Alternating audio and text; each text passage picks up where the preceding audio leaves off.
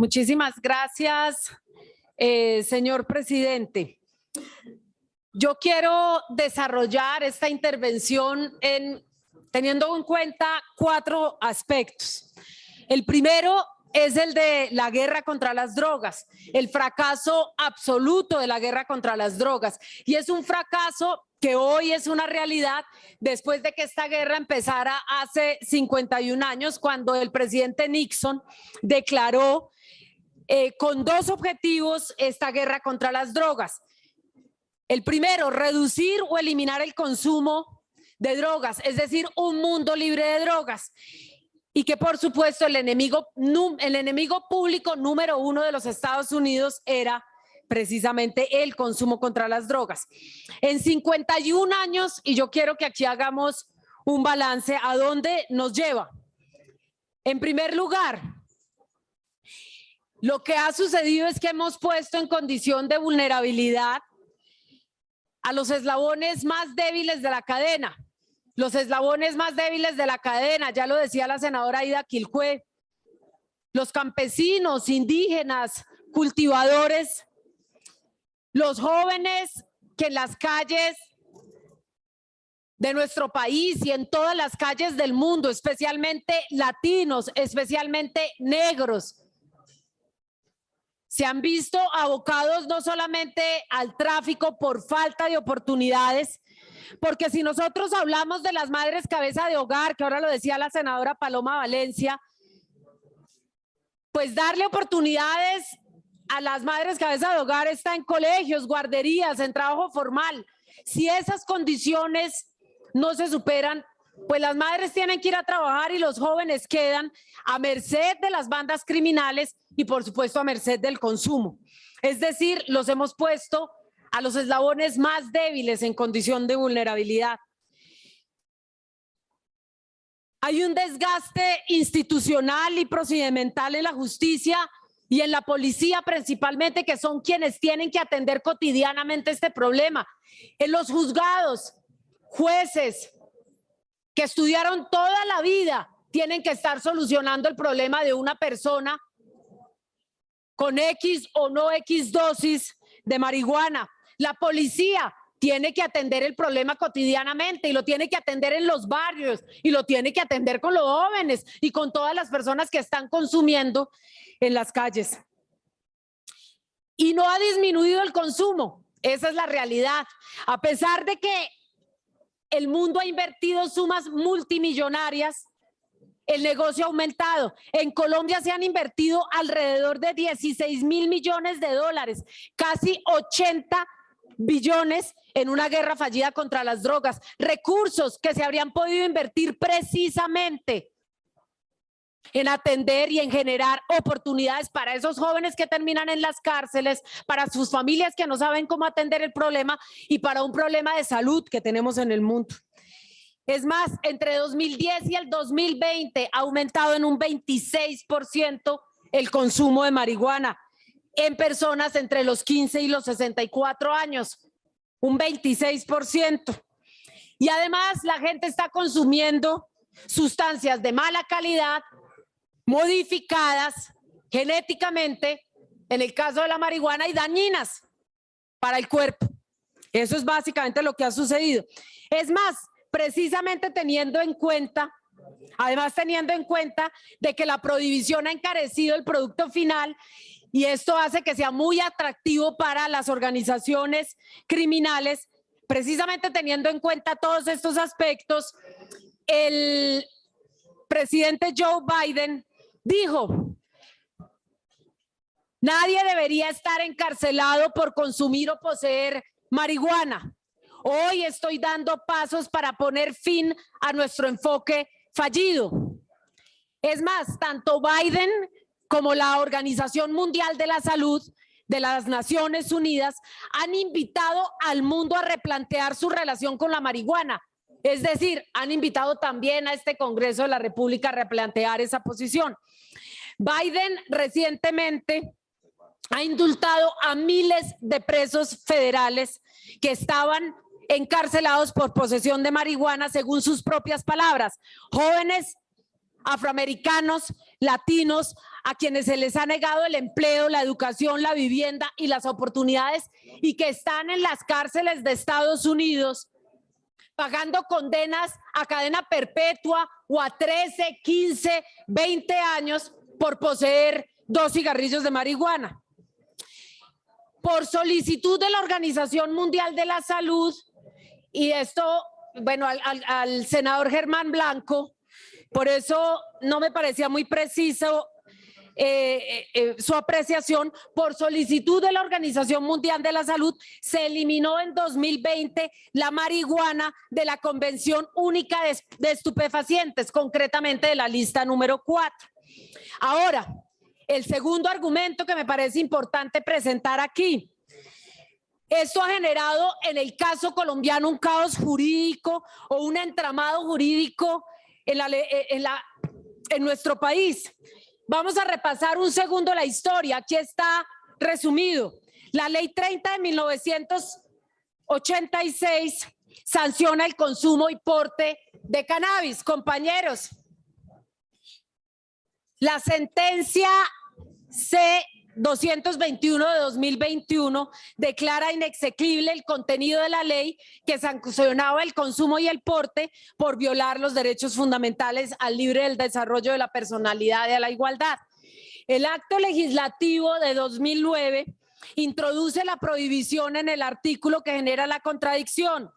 La ley 18 del Código de Policía sanciona nuevamente el consumo y el porte.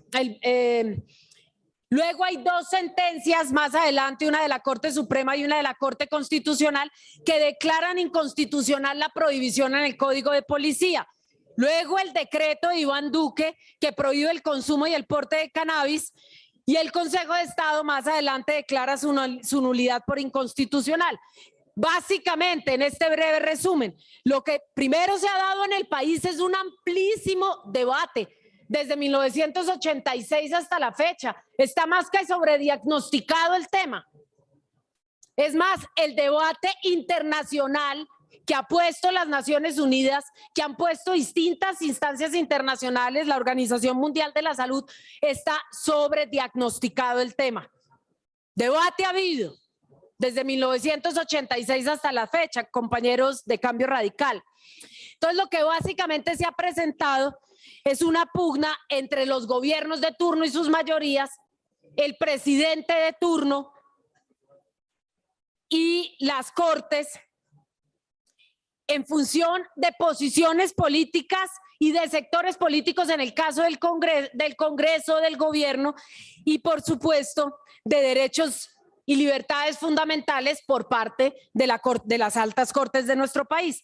En conclusión, hay un desgaste institucional, hay una falta de información y hay una inseguridad jurídica para la ciudadanía que no sabe frente a todo este panorama sí, no, hasta dónde van mis libertades, hasta dónde van mis derechos y hasta dónde puedo ser castigado. Así que es momento de zanjar las diferencias y de brindarle garantías y claridad a la ciudadanía. Ahora miremos esto a la luz de los avances en el mundo y de la realidad internacional actual. El mundo avanza hacia la regularización del consumo de uso adulto, de uso científico y de uso medicinal de la marihuana. Es más, sí, efectivamente la marihuana tiene cantidades de componentes, lo decía la senadora Cabal, pero esos componentes también son de uso medicinal, también son de uso científico, y esto tenemos que tenerlo en consideración. En este momento, Uruguay, Holanda, Canadá, 21 estados de Estados Unidos y México han regularizado el cannabis. Hoy son ejemplo de regularización en distintos términos. Pero si nos vamos a la salud, de la que tanto se ha hablado, y vamos a hablar de los que son legalmente y socialmente aceptados, el alcohol y el tabaco, que son sustancias mucho más dañinas, así lo ha dicho la Organización Mundial de la Salud, porque provocan no solamente daño a quien la consume, sino daño a los demás, a quienes están alrededor, es decir, a los otros. son, vuelvo y repito, sustancias aceptadas socialmente y legalmente, el cigarrillo y el alcohol. Pues bien, según el panel de expertos del Consejo Asesor sobre el uso indebido de drogas del Reino Unido, en una escala de 0 a 100, estamos hablando del cruce de distintos factores para el caso de los usuarios: mortalidad, daño, lesiones, dependencia, daños psicológicos, afectaciones sociales. En el caso del daño a otros, crimen, afectación ambiental, problemas familiares, costos económicos y afectaciones comunitarias. Según este estudio, el alcohol es dañino en un 70, en esa escala de 0 a 100, está ubicada en el puesto 72, el cigarrillo en el puesto 26, el cannabis en el puesto número 20. Según un estudio del Washington Post, la marihuana es 100 veces menos peligrosa que el alcohol y menos adictiva. Solo el 10% de las personas son dependientes o tienen un consumo problemático. El 10% de los consumidores. El tabaco es muchísimo más dañino para el consumidor y para los otros. Es más, el tabaco mata a la mitad de las personas que consumen tabaco, que fuman cigarrillo. Al año mueren en el mundo 8 millones de personas por fumar cigarrillo. De estas, 7 millones por el consumo propio y 1.2 millones por el humo que inhalan de quienes están expuestos al humo ajeno. En términos económicos, para terminar, el mundo, como ya lo dije, ha gastado una auténtica fortuna. Colombia ha gastado 80 billones de pesos, 16.000 millones de dólares, pero el negocio o las ganancias, se estima que si el negocio es legal para 2025, el cannabis generará 50.000 millones de dólares en el mundo. En Estados Unidos se han creado más de 300.000 empleos en el cannabis legal.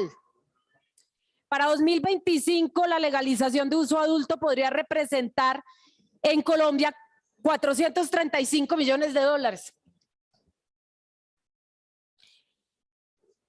Si nos vamos al impuesto al consumo, que por aquí lo estaban nombrando en algún punto, podría ser una fuente de financiación, que aún no lo es porque es ilegal, pero en un impuesto al consumo de un negocio legal podría ser una fuente de financiación para programas sociales, para programas de salud y, por supuesto, para prevenir del abuso.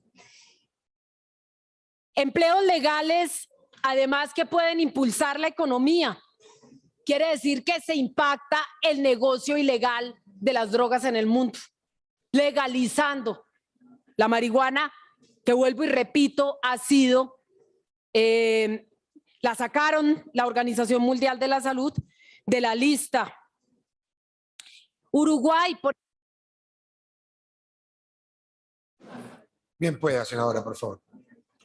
Uruguay, que legalizó tanto el uso adulto como el medicinal, ha generado ingresos anuales por más de 45.000 millones de dólares. En 2017, desde 2017, que se legalizó la cannabis medicinal, ha traído 500 millones de dólares en inversión extranjera. El uso adulto superaría esa inversión extranjera. Cada hectárea de cultivo tiene el potencial de crear 17 empleos formales en nuestro país.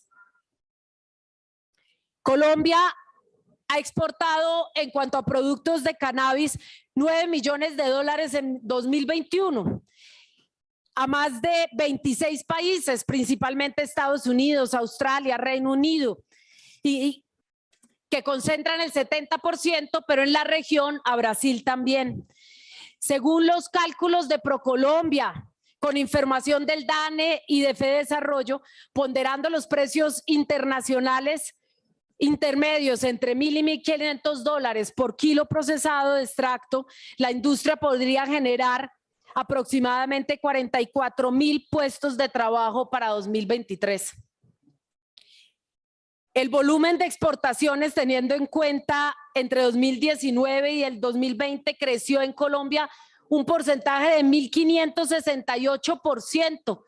Eso creció el sector en términos de exportación. Y con avances regulatorios se podrían superar otros sectores, por ejemplo, los rubros de exportación, por ejemplo, de otros sectores como las flores. Así que creo que son muchísimos más los argumentos para regularizar la marihuana de uso adulto que basarnos en estudios. Yo aquí quisiera decirle a las senadoras y a quienes nos presentaron estudios que, por ejemplo, mientras en el mundo mientras presentaban estudios engañosos, porque esto lo han hecho todo el tiempo, antes de que Nixon declarara la guerra fallida contra las drogas, Nueva York, La Guardia, el alcalde de Nueva York, hizo un estudio que ratificaba esto desde 1937. Hay estudios que contradicen los estudios que en teoría sacó la DEA y todas las organizaciones que se crearon en el marco de la guerra fallida contra las drogas, y que dejaban muy claro el tema. Así que nos quedan 5 debates de aquí en adelante.